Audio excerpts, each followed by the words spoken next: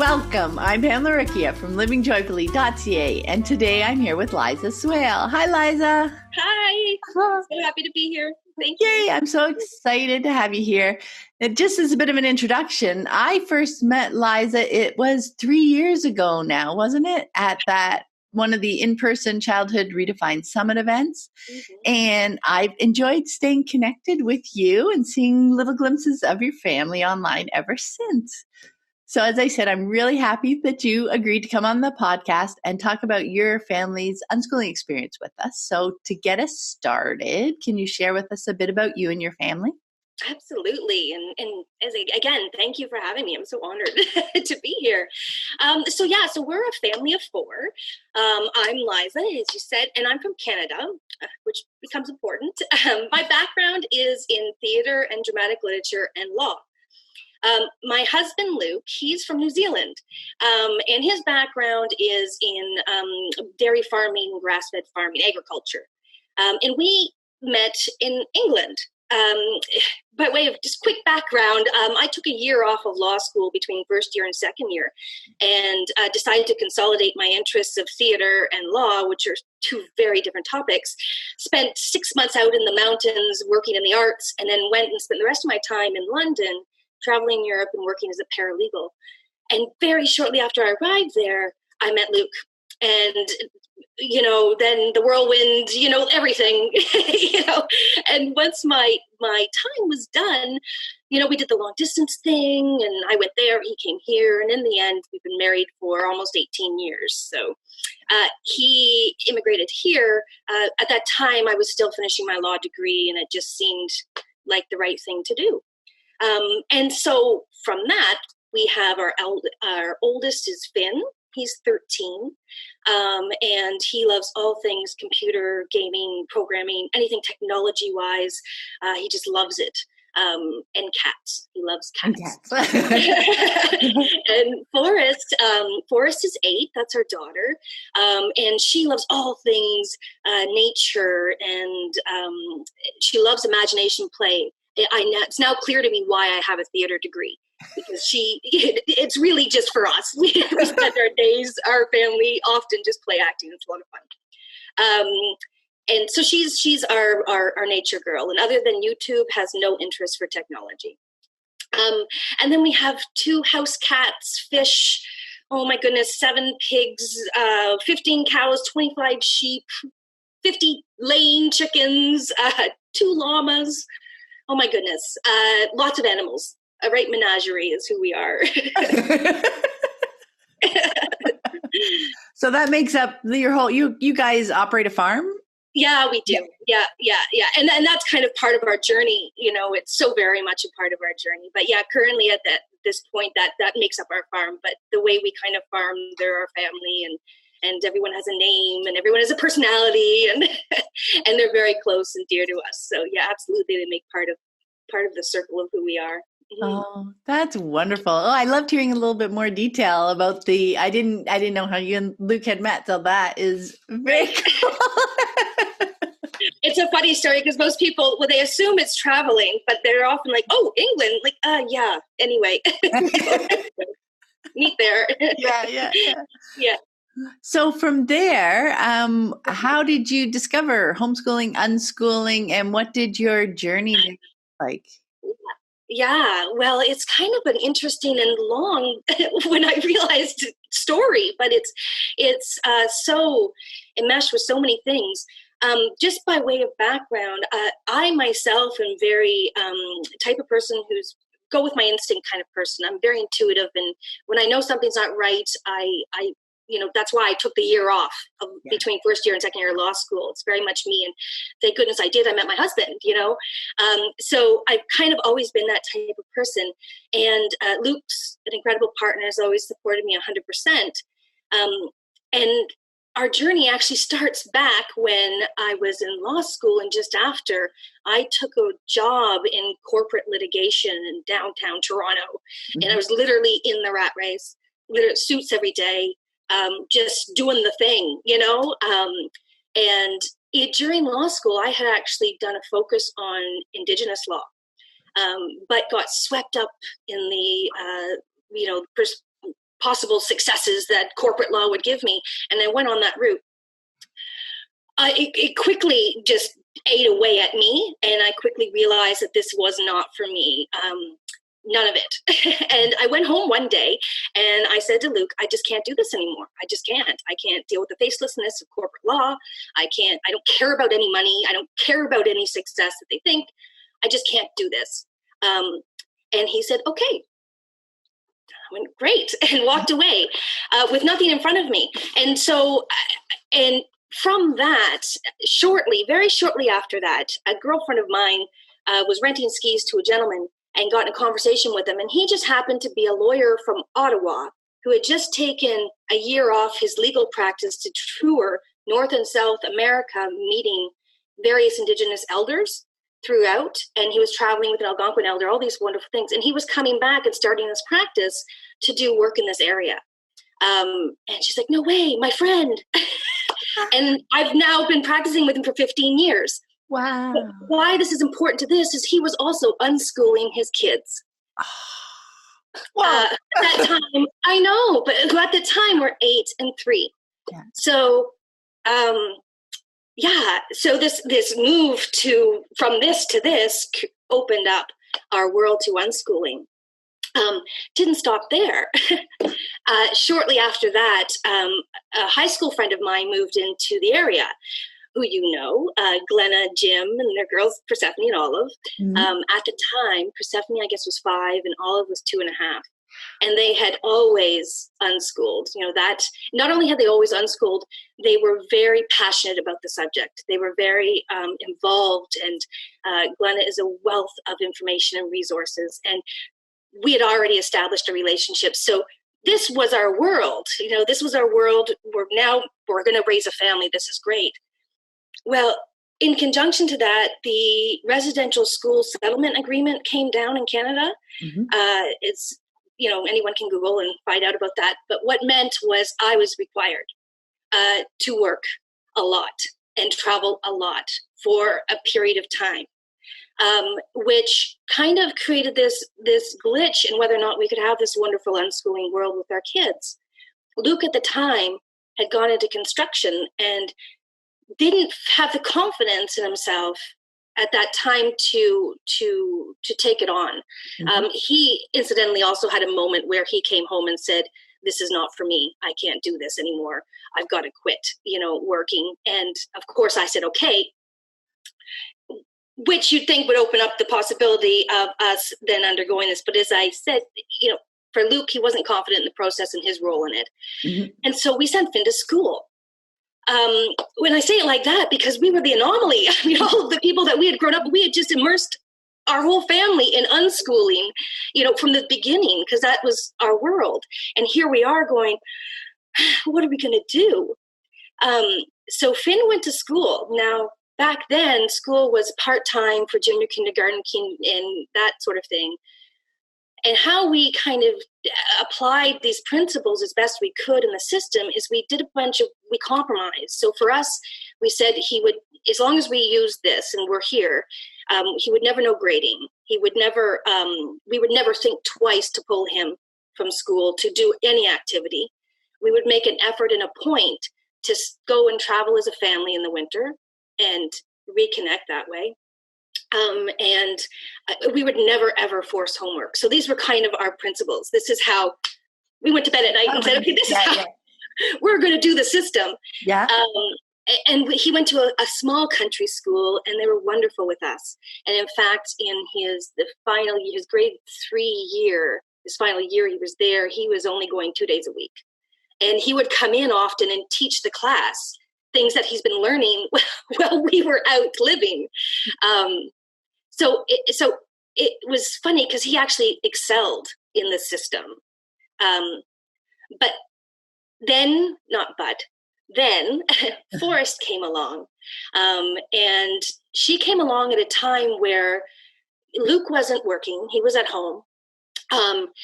Finn was at school, and I was working and traveling at least 2 to 3 times a month to different communities, but working from home when I was there. Mm-hmm. So then I had Forrest, and I didn't stop working. So it became my family traveled with me to all these different places. At one point, I had 2 weeks of court, and I would literally stop court to breastfeed. And it was a wonderful. The wonderful thing is working in the area of law I do is very flexible, yeah. And it's not the corporate world, so that sort of thing was not frowned upon. But it was crazy. It was a crazy time for all of us, and it finally came to the point where we knew my work wasn't going to be forever. We knew that the agreement was going to end. Everything was going to end. What did we want? Mm-hmm. And at that point, Luke had been renting land across the road from us, growing some chickens. And he and Forrest that's what they would do. They would just hang out with the chickens on the land and do this. And it was really filling his soul. And we were on a trip to New Zealand. See, it's such a long story, but it's it's good. It's good. We were on a trip to New Zealand, and we got a call from the family of the owner of the land he was renting. And she had passed away. Mm-hmm. And in her will had willed us the rights of first refusal of 100 acres severed off her property to start a farm.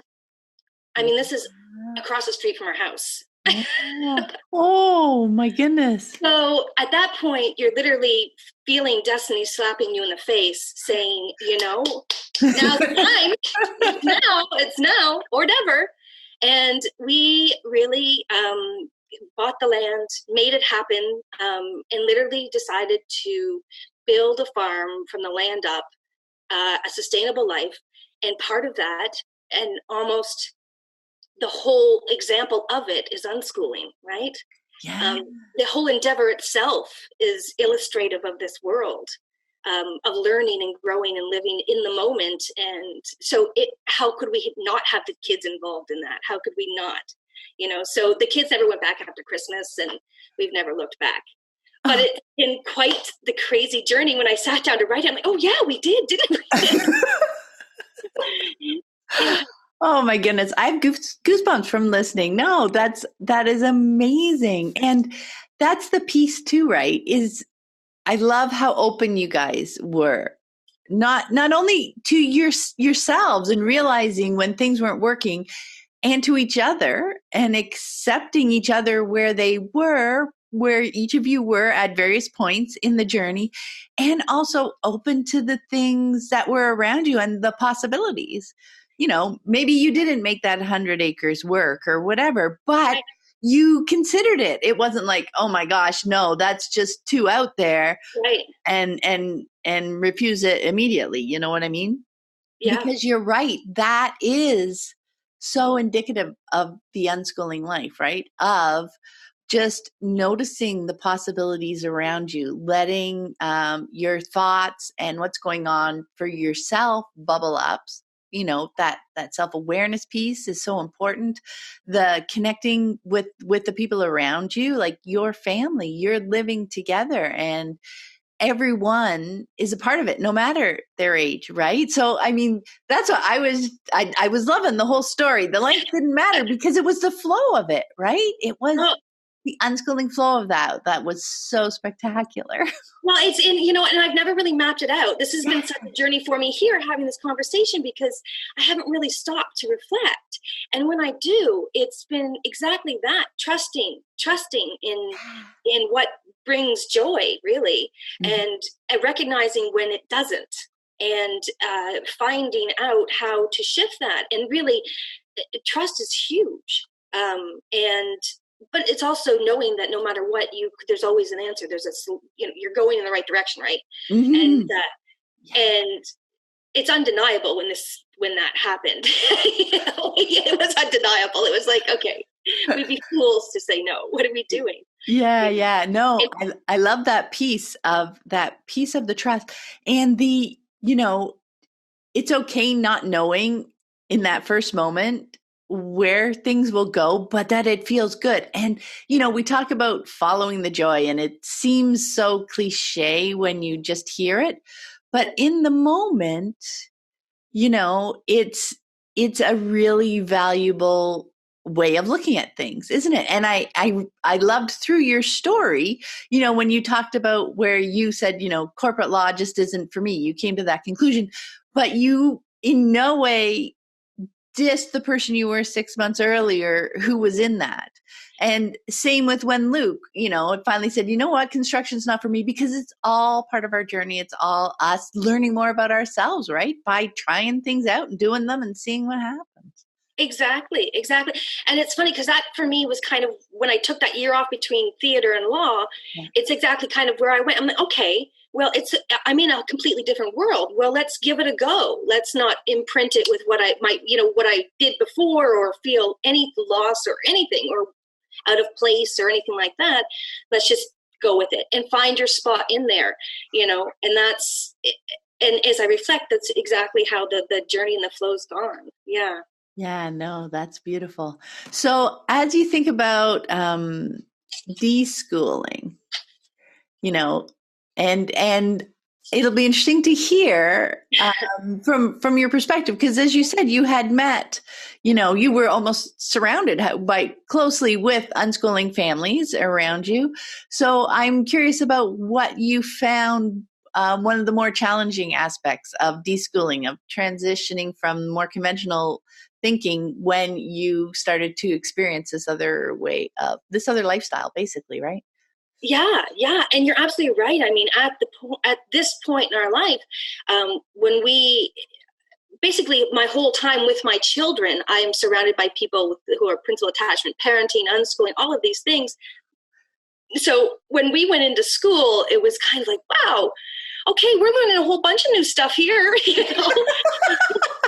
We had not even seen kids who had interacted really that were schooled or anything like that. So, and our friends were older; they were older, so we had witnessed kids anyway. It was very different, and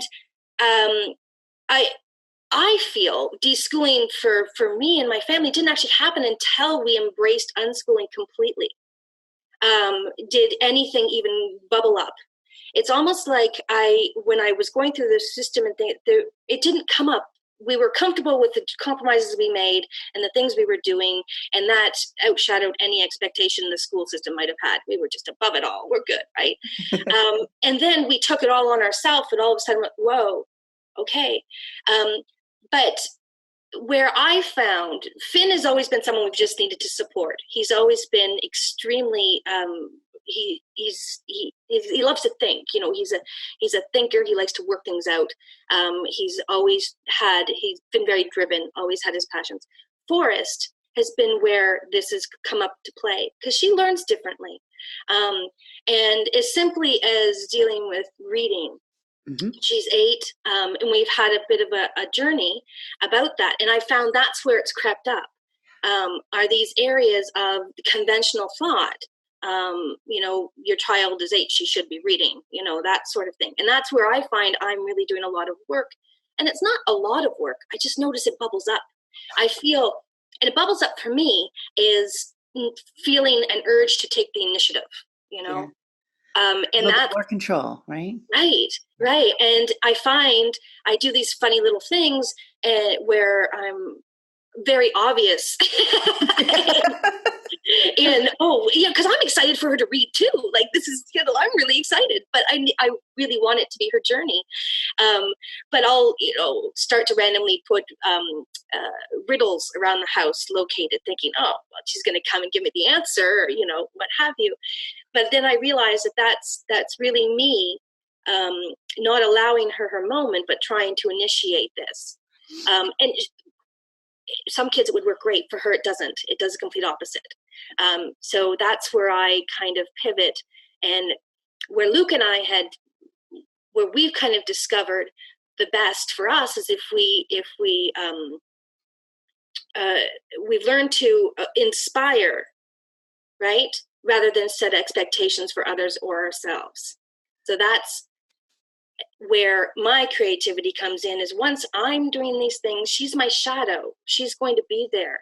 And for us, it's taking the moment when it comes, no matter how fleeting, and enjoying that moment and exploring that moment rather than initiating them. You know what I mean? Oh my gosh, I do. And that is a beautiful, beautiful insight, really. Because so there was two aspects there that I wanted to bring up. One was like when you were talking about putting the riddles up, right? Yeah, Like you said, that could be fun for some kids. But right. the realization was that you were doing that more for yourself than because it was something you thought Forrest would really enjoy. So you realize that was more about you than about her, Hmm. right? So that's beautiful. And that's a great little way, like just a question to ask ourselves, is this inspiration or is this me putting something out there to satisfy something that I'm feeling off about? Exactly. Right? Because when we're feeling off about something, it's not to ignore it, but it's to work through it because it's our work to do, right? Right. Not to put things out to try and convince them to do work that's going to make us feel more comfortable, right? Right. So that is an amazing observation that helps you realize, like, who is this for? Who is this for? If it's for them and you think that's something they're going to enjoy, and then you watch and see, do they enjoy it? Do they have fun with it? Then you do more with it. So I love that piece. And then the other thing you were talking about is, back to that whole story and the flow at the beginning is being open to the moments. I remember I've talked and written about on the blog how it's not about, like you said, initiating things so much as it is being open and available and around to engage when something comes up, Yes. right? Yes. That being available for that engagement when they're in that moment, that's when it is just, I mean, it's great for the relationship. It's great for the connection. It's also great for their learning because Mhm. that's where they are in that moment. They want to have that conversation about something that came up. And it's in those moments where, your brain kind of explodes, right? You go, oh yeah, this is it. But it can't be my timetable. It's their timetable and their pace, right? At in the foundation of unschooling, right? Absolutely. Right. Yes. Yes. And that for me has been the one element of deschooling that has really made itself evident, and it's just respecting and recognizing, and it's exciting. I love discovering, when it happens, the connections, right? I love those moments. I'm so excited for those moments. I live for them, right? It's really great. And I have um, exactly that, discovered that you can't create those moments. They just happen. They really do. And you have to allow. Now you can make them last a little longer. But not taking them over, right? Right. Because if we get too much into it and we take over, then that's our control piece coming in. Then we start directing. It becomes more about us than about them, right? Yeah, for Yeah. sure, for sure. But I think if you're both in the moment, it will last. It will take its time. Yeah. So, I Um, mean, that's part of the consideration when, so many of the conversations about, when we talk, it's such an interesting dance. Dance is going to be my best metaphor for it because yeah, you want to be open and available for those moments, to say, I don't need to do the dishes right now. You want to chat about the story that you were just listening to in your audiobook or something, anything, yeah, right? yeah. That how important and valuable those moments are when we're choosing unschooling as a lifestyle, as a way for learning, as a way for living. And you see those bright spots of joy in your life and you want to take the opportunity to live them when they present themselves, right? Absolutely. And then that's also with the say yes always kind of mantra that people get confused about. And then and you say, we bring ourselves to the moment, and if we really need to do whatever it is we're doing, it's okay. But for me, the realization of what I was giving up, so often I would choose to have a wonderful life moment with whoever, whether it's my spouse or my kids or whoever came up. I got to a point where that was almost always, if possible, my first choice. Not in a martyrly sense, but because I knew this was also really good for me, right? Because those moments are just so darn fun, aren't they? Absolutely. And it's funny because you mentioned that, because as much as we do want that connection too, I think that's a good point, because there is as much is for you as they are for them, right? Through that, I'm seeing her grow. I'm seeing her move towards reading. I'm watching it unfold at her own pace, and I'm trusting in that process because I'm making those connections at that time. And had I just brushed over it or not seen it, not you recognize that, maybe my doubt would grow, and I would come back sooner than not, putting riddles around the house, Right. And that builds, this is leading us perfectly into the next question, but that builds a disconnect, right? If we Absolutely. more often, say no or later, because later, yes, you may come back, but you might not get the same engagement because they've also moved on. Right. From whatever that moment was. And then you know a little bit less about them if the number of times you engage lessens over time, and then you just kind of spiral away from each other a bit more. And then that's when you feel the need to reach back in with some control, and because you're trying to force that connection a little bit more instead of being receptive to when it appears, right? Yeah. Absolutely. Okay, so that's what I want to talk about next, was strong connected relationships with our kids that are so valuable for unschooling to flow, like we were just talking about. So that, I guess that's one way. The question was, can you share some ways to nurture those connections? And saying yes and being available when they're excited to share something with you is definitely one of those. I was wondering if you had just some other, I guess, tips, but ways that you find helpful to nurture your connection with them. Yeah, well, I think what's important to note for us too, just by way, I've been actually, my work has been right down part-time for the past 4, almost 5 years. Mm-hmm. So we've actually transitioned out of that, and we're completely on the farm sustaining our life. So, which is great, but what it means is that our life and work and everything is there's no very thin line, if at all, between the two. And we love it. We love it. We love that because it's all about the journey for us, and it's all about living and learning day by day, not only the kids, Luke and I, all of us together, all of these things. So for us, connection is just unbelievably important. It really is. And it's not only for us and the kids, it's for Luke and I, it's for all of us as a family, in order to keep the flow going.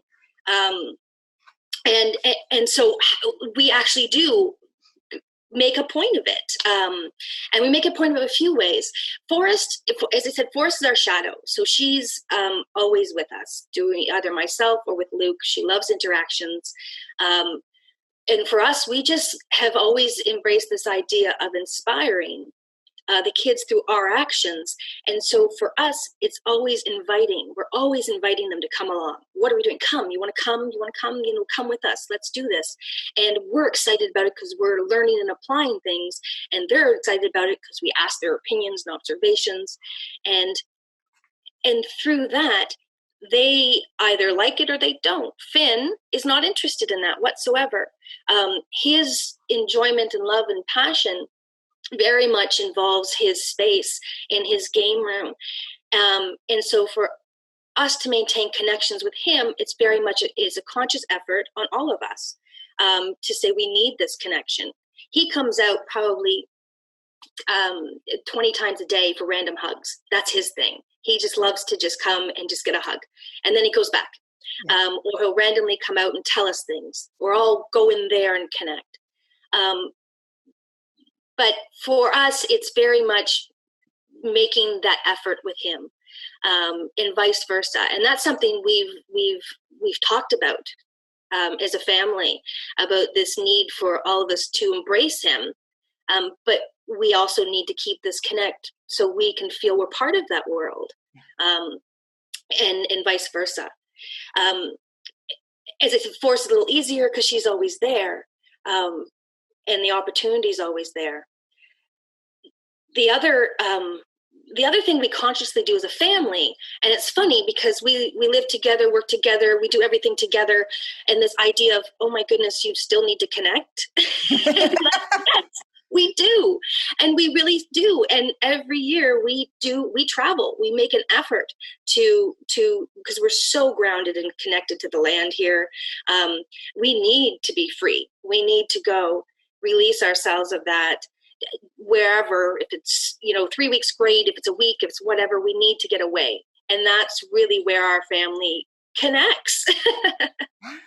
But on a different level, and we're recharged. And when you live this life, it's really just living. And so when you're connecting constantly and you're connecting through life and living, you take it for granted in some ways, right? Which is great because you're in the moment, in the flow. It's wonderful, and you're all connecting and acknowledging each other's needs and working through things. It's not always a wonderful journey, but it is. But you get into this rhythm of taking it for granted in certain ways. So when we shift it up and say, instead of Christmas presents, instead of all this, we're going to put that into going away, and that's going to be our memory of the holidays. We're going to get off the farm. We're going to not worry about the animals. We're going to not worry about that. And we're just going to be. And that has been a huge, huge gift to us when your daily life is just all about connection. Yeah.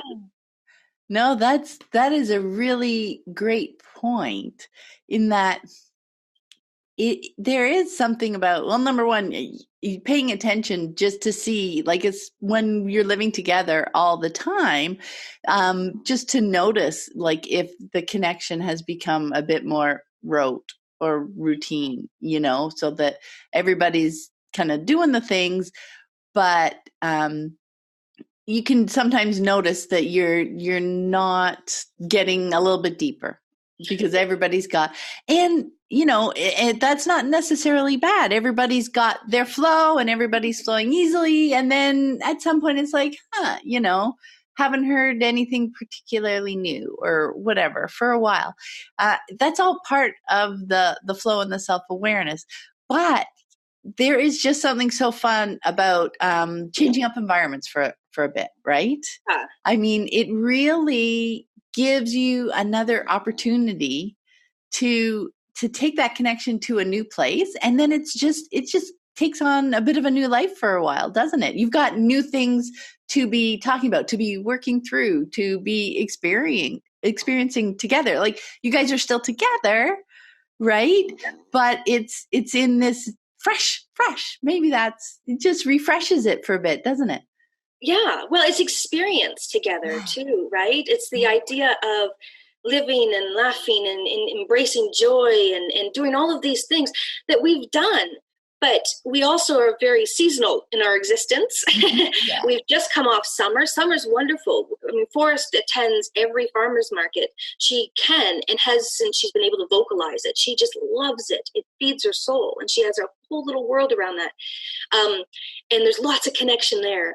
But it's busy. It's a busy time. Yeah. And to be able to kind of disconnect, interestingly, from that, and make a conscious effort to say, okay, now we're just going to be, together, exploring, adventuring, which is very much Luke and my route, right? That's how we met. Yeah. That's we're gypsies at heart in that way.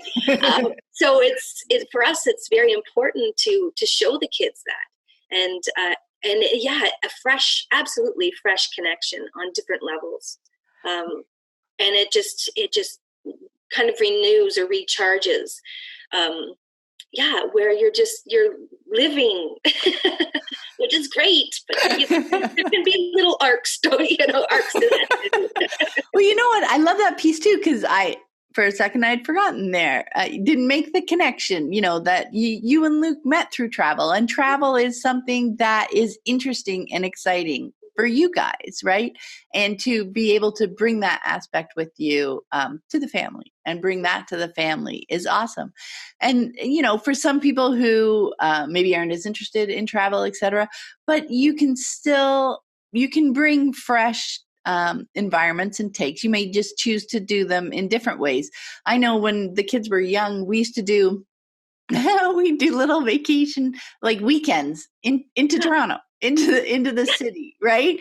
And you just go, stay one night at a hotel, and we just go visit. Maybe just walk around Harborfront, or because this was different for them, right, from where we were living, So it's fun to think about bringing just freshness to your days every once in a while when you're feeling a need for that. I just wanted to mention that, in case people are being, thinking that freshness meant, having to make big changes or whatever. But, there's so many ways to bring that in if that's something that you're feeling, even bringing it into your home if your kids aren't interested. Anyway, I just really liked that aspect of seeing your connections in new ways, right? Yeah, absolutely. It's like this summer we went to visit my parents, and instead of driving, we took the train. Yeah. Just because, right? Because it was fun, and we could, and it was just something different instead of being on the road, in the car. And it was fun. My kids don't get on the train often, so the whole time it was a wonderful experience and adventure. Which meant nothing but just a different way of transport. Oh yeah, see, brilliant. That is a great example, because we can get in our little ruts, for lack of a better word, just the way we always do things. We always go to this library, or we always go to this grocery store, or we always drive to go visit our grandparents.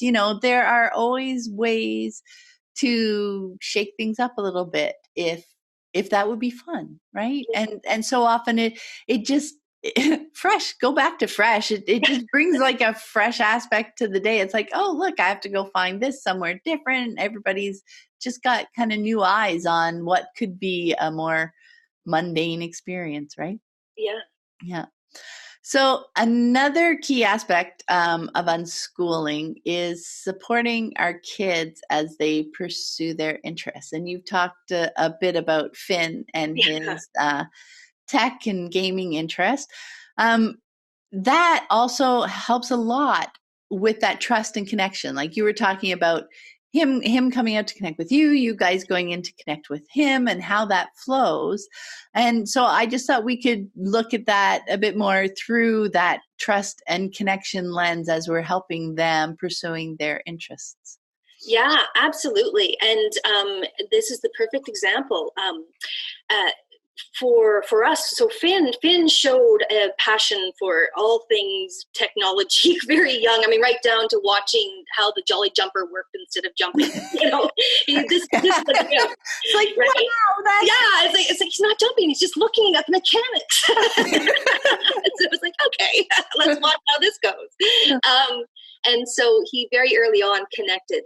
And when he was in school, we really had no problem, because this was part of these principles that we were embracing. We were going to, I think he was 6 when the first iPad came into our house, and it blew his brain. And he was just like, oh, you can see it. And he learned everything about it. It wasn't always just about gaming for him.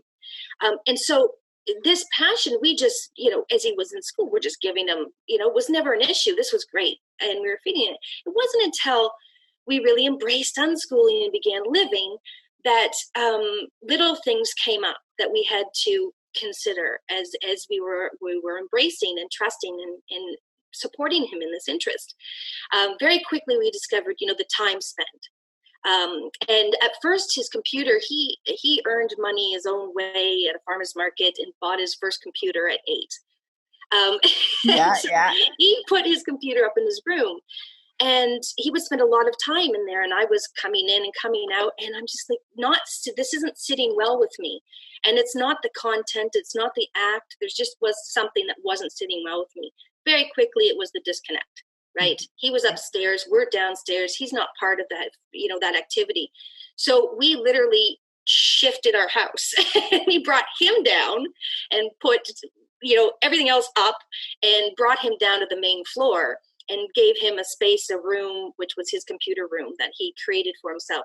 So that instantly shifted that energy, right? Yeah. And and he became part of the flow of our everyday world. And it, to us, it was wonderful, because we were hearing the joy of the connections he was making online. We were being called into great, to see these wonderful things he was doing. I could go in and talk to him. He could come out, and you talk about dance. It very much is a dance and was a dance. And then, about maybe a couple of years ago, there was a situation where doubt kind of came into our brains again about the amount of time that's being spent, and productivity and games, and there were just voices from outside that were kind of permeating and asking me really to evaluate the situation again. Why am I uncomfortable? What's happening here for me? And that caused me to really make an effort to go and connect with Finn and really sit down and explore what are we doing? What is it that you love? And from that, I discovered everything. I discovered the incredible creativity he has, that he's, where people would be painting incredible, and we'd be going, wow, he's doing that online. He's doing that on the computer. His love of sandbox games and what that means, And so all of these things calmed me in that. It made me think, what? If my son was spending all of his time painting, reading, playing soccer, no one would say boo about it. But the fact that he's doing this and spending his free time, exploring his passion, who the heck are we to say anything about that? And once I did that, and Luke and I talked about that, and he has a love of his own thing. I mean, he has a farm. He works in his love, really, yeah. And spends all his, free time doing that. So we get it. And once we felt that way, we could really release that other stuff that was coming at us and shift where we needed to in life, so we can have, people around us that embrace that. And since we've done that, it's just been a wonderful, it becomes now it's just how we fit our life into his life, yeah. As opposed to feeling as though he needs to come into ours, and he needs to separate himself from that, and you need to do A, B, and C, or else we're doing you wrong or something like that. Oh, yeah. Yeah. And so what I have found is, once all of that kind of melted away, he actually is more connected than we've ever been with in and out, and his time isn't as, set in stone as we perceived it to be, because he's actually more part of us than we thought. All of these things have just kind of fallen into place and become part of that flow of life and living, right? Right. Oh my gosh. You know what? This is the connection that jumped out for me, because that flow that you were talking about and realizing how he was flowing into your lives, I feel like that you discovered that because what you said right at the beginning there is, when you were starting to feel that things were off, you joined him. Mm-hmm. And connected with him and learned more about what he was up to. Yeah. That's been my experience as well. Every time I've started to feel off about something that one of my kids was interested in, mm-hmm. I was the one who was missing information. I soon learned that, okay, they're really enjoying this for whatever reason, and I'm feeling like on the outside a bit. I'm not understanding why it's so interesting, and that's what's making me feel uncomfortable about it. And every time I took the step and I learned more, and I learned more about what it was they were doing, about what it was that they were enjoying out of it, that's when our eyes open, right? We see, it's like, they're learning so much. The creativity that goes into it. So every time it's always been my work to do. Like, my uncomfortableness is a result of my not knowing as much as I could about what they were doing and what they were interested in and what they were getting out of it. The joy, right? Yeah. Why this was something that brought them so much joy that they were, passionate about it, that they were diving into it for however long, you know what I mean? So that piece of going and making a stronger connection with them through understanding better what they're up to, that builds our trust in the whole thing. And then, you know what? They can tell when we're like, because if we're uncomfortable, we kind of stand back and we're kind of waiting for them to come out. Like you said, we were waiting for, him to come out and connect with us, because we don't really know how to connect with them, because we don't understand enough about what it is that they're up to. Right. Yeah. Yeah. So when we can learn more about that, then we can be excited about something and go and connect with them as well. And then when they see that we're literally interested, not just in them as a person, but in what they're interested in, then they're also more excited and more apt to come and share little pieces of it with us. And just both ways, our connection grows stronger. And when our connection is stronger, we understand each other better. And that's how the trust bubbles up, isn't it? Absolutely. That makes sense? Yeah. Yeah. The funny thing, I'll let that phone call pass.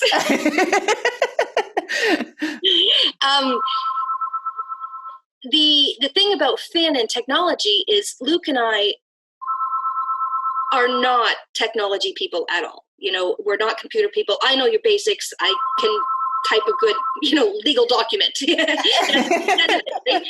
So we're really, for us, it was hard to connect on this level because our brains can't wrap around it. Mm-hmm. We joke, and Finn takes great pride, I'm sure, in the fact that he's our IT department. Yeah. Anything needs to be done in the house, it's him, and he's been that for a very long time. So it's been hard for us to feel confident to connect and be able to feel authentic about it. But it's once we brought him down, and mm-hmm. then that second wave of doubt came in, I found a way to connect. Like I found a way to be interested in it. And it wasn't hard. It just needed more time, right? And it needed more understanding myself of taking the time to ask the questions, and once you get the dialogue and the language, then you're kind of off to the races. I mean, really, it's about, it's learning someone's interests 101, right?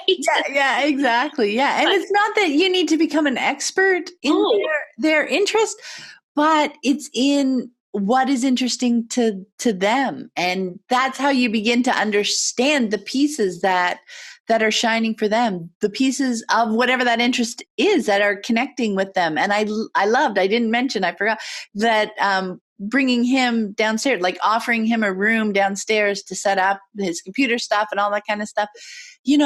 That's again, another piece of just kind of thinking creatively when something feels off, right? And it's so much easier for him to walk out, or for him to call, for you guys to come in and see. And it's so much easier for you to pass by and not forget, because he's like a stairway away. Yeah. You know what I mean? So yeah, just thinking out of the box that way is just so helpful. Like we've had so many different, I love, rooms just are just rooms, right? They're not, this is the living room and this is the dining room. They're whatever we need them to be and want them to be. And it's just, we have so much fun just kind of repurposing rooms every once in a while. Absolutely. We laughed because there was one room above the game room. Now we never, ever could figure out the purpose for it. And now Finn's bed is in it. It's perfect. And we're like, we finally have actually put furniture in this house correctly. How it's going to fit now and use it. It was all for good, all for the right reason. That's awesome. I love that. So what is your favorite thing about unschooling just nowadays? Nowadays, I have so many moments because we're finally at a place in our life, particularly now. I mean, the farm's been up and running for Forest's lifetime, so almost 9 years, 9 seasons now. So I marvel almost every day at making choices in the path that brought us here, and being so, so grateful for being able to have this time. And I think, and it's happened, it's more so like right now, because right now we're at a really, it's really all coming into place. So it's just such a wonderful time for us. So I think for me, my favorite thing is just really living. is every day we wake up and we don't know what the day's going to bring. We really honestly don't. I mean, farming is so flexible and organic unto itself that it suits a beautiful unschooling life, because you're just going with the moment, and within the moment you can live and follow your dreams and passions, and it allows for it. So right now, it's really, the flow is really fantastic, and exciting, and exactly what we kind of had envisioned when we went out on this journey. And it's not constant. I mean, there's always ebbs and flows, but that's part of the journey too, because even in those moments of conflict and things, we're connecting on a level that so many other people don't necessarily have that opportunity. And I'm grateful for it. And I don't let it go past without that gratitude now, because of the choices we've made. And I think that's exciting, because it's taken me a bit to get to that point, where you're like, no, this is it, in the moment really working and really great and really right. Yeah, so that's exciting for us right now. On a practical level, I'm excited winter's here. We're like, winter's coming because we're done summer. So we're in fall. Winter usually means travel for us. And we're heading back to New Zealand after 7 years. So we're kind of excited for that. And a lot of our days and times have been spent planning that, because we have about a month to play with, and we have lots of things we want to do. So we're researching and talking about things and people we want to see. So that's been very much our focus, now that the season's winding down. Yeah. And I'm excited. I'm always excited for where we're going. Part of my whole journey, and even having kids, it was always excitement to see who they are. Who are they turning into and rolling into and growing into? And I think I'm excited for that. That's also one of my favorite things. And the kids, the age they are right now, and any age really, it's always just so exciting. Oh, that's beautiful. That's beautiful. I love the idea of seasons and the flow and discovering who your kids are, right? It's so fun. And it's fun to think about how, we're really focused on, the connection and engagement and, having fun with them. Yet, as we were talking about before, it's not about the control, that you can be so connected and spending time with them without needing to direct them anywhere, that it's still a discovery, right? That excitement of discovery to see, what they're interested in, where that might go, what corners might turn, what they're learning about themselves. It's not all, happy-go-lucky kind of thing, right? There's always challenges and things coming up, always. But I guess I go back to that undercurrent of joy and excitement just because we're living. Right. And I also think those moments of, conflict are part of living. I mean, really, it's the human experience, right?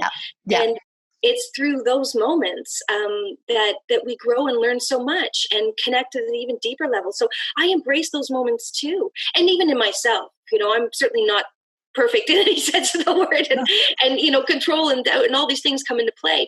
But if I'm able to reflect, and kind of, dissect and see where that plays in with everybody and be open and honest, then we can just move along and keep that flow going, right? That's right. Because we're growing into who we want to be. And I mean, that whole thing of taking, it's hard taking those challenging moments and saying that's okay. Right. Yeah. And then doing the work to work through them. And, exactly why is that feeling hard for me, to understand that, because then we can bring that to the conversation. Right. And then they can help us and the flow. Yeah, I know. I was just thinking the same words over because it's awesome. Well, I want to say as well, because I think it's important. Flow is such an important word, and it's something that you and Anna brought up to me, and it's the idea of it's not about balance, right? It's about flow. Balance is unstable, and it's hard to keep balanced, and there's a lot of work and control that's required for this. But once you accept flow in your life, that those moments are not something that make you off balance. They just help the flow move forward. It's like a progression. So for me, it was a big deal when I realized it's not about balancing and making, tilting something in a different direction. It's really about accepting and allowing, right? And that for me was a big shift in mindset in terms of flow of life and accepting moments where there is conflict or there is, unsettling, and to pivot back to the joy and, to embrace the moments. It's about accepting that flow. Oh, that was so beautifully said, Liza. Beautiful. Yeah. Well, thank you so much for taking the time to speak with me. It was so much fun. Thank you. Thank you so much. I really enjoyed it. Yay. And before we go, where can people connect with you online? Oh, well, they can probably find us on Facebook or online at Earth's Harvest Farm. So it's Earth _S Harvest Farm. Yeah, so we're on Facebook or .ca, and that's just our farm. Usually we highlight what we're up to and things like that. Oh, awesome. I will definitely put that link in the show notes. And thank you very much again. Have a wonderful day. Bye. Thank you. Bye. Bye.